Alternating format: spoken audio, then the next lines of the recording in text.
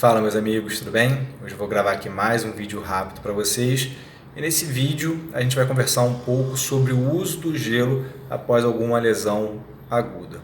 O uso do gelo vai se enquadrar dentro da termoterapia, que poderia ser realizada através do calor ou através do frio.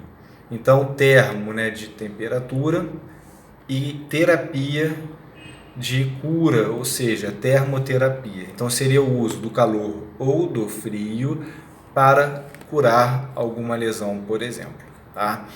Então, o porquê, que a gente recomenda o uso do frio logo após uma lesão aguda e o quanto antes você aplicar esse frio seria melhor.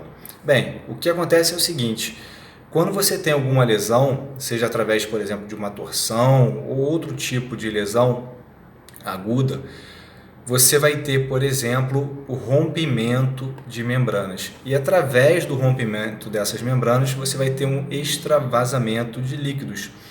E o que acontece, que quando você tem esse extravasamento de líquidos associado a essa lesão, você já começa a ter uma resposta inflamatória.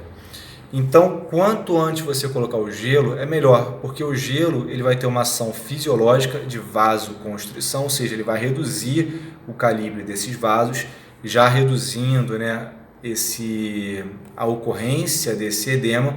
E outros fatores importantes é a redução da temperatura local, e essa redução da temperatura local, ela reduz o metabolismo local.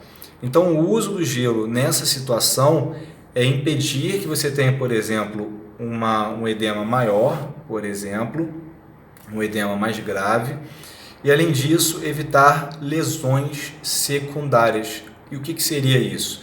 Você já teve a lesão, que foi a lesão primária, através do trauma. A lesão secundária seria justamente através desse acúmulo de líquidos, por exemplo, e através da hipóxia, que seria gerada por esse extravasamento. Você teria lesões em outras regiões.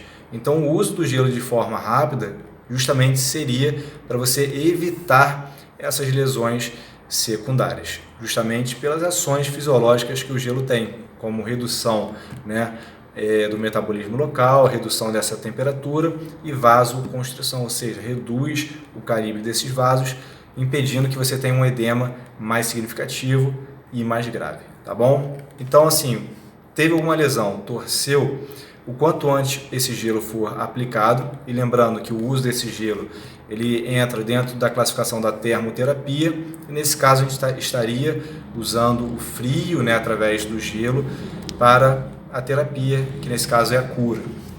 Então, o quanto antes esse gelo for aplicado, será melhor para evitar essas lesões secundárias.